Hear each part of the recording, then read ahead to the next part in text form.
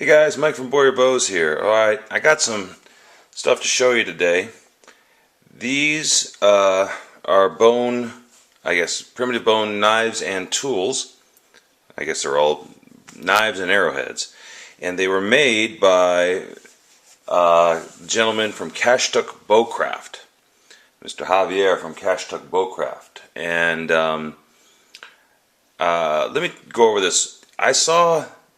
I've been into the, Knapped tools, for some time now, primitive tools for some time now, and I'm just amazed with them. I think they're really special, but I've had a kind of an affinity for bone tools because they're easy to sharpen. They're much easier to sharpen than, at least in my opinion, than are to re-knap a knife. If a knife, for whatever reasons, gets dull, you have to kind of re-knap it, and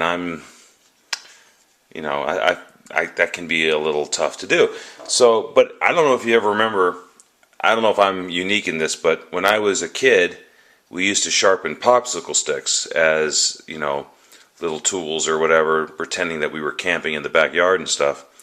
And the process for bone, although these were done on, I believe, a Vans belt sander, it's kind of the same principle, and you can just sharpen them with a file or with a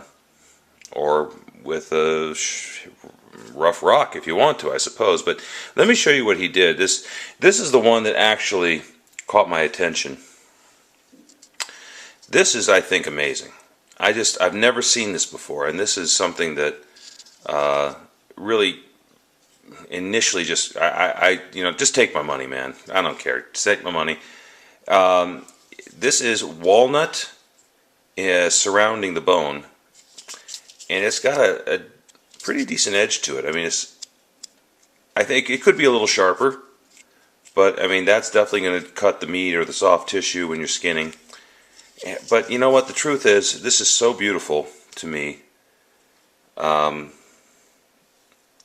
that I can't see myself using this. I think this grip, I think it's jute, and it's been, given the, normal weatherproof crazy gluing or high gluing or whatever he's used to glue it down. And this is going to become an art piece to me. This is going to be a display. This is something I'm just going to show people and make them jealous that they don't have one.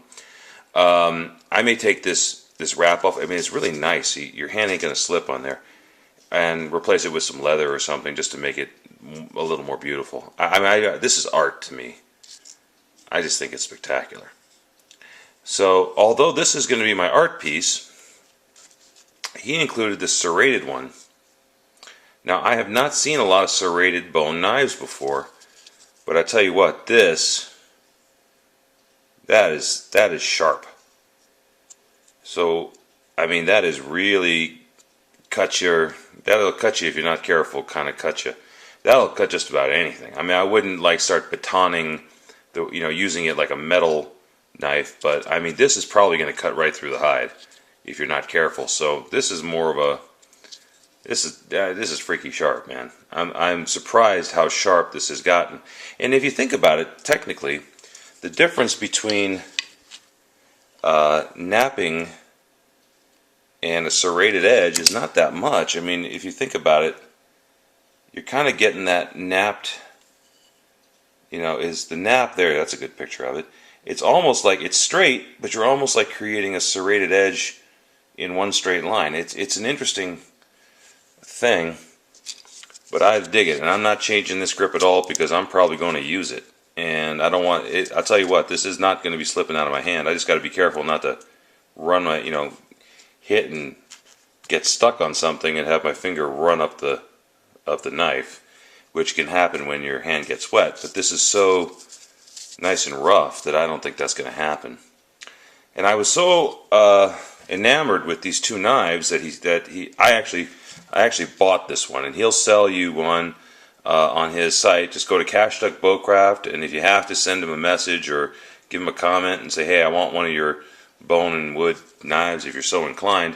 You should buy at least 50 of them, everyone.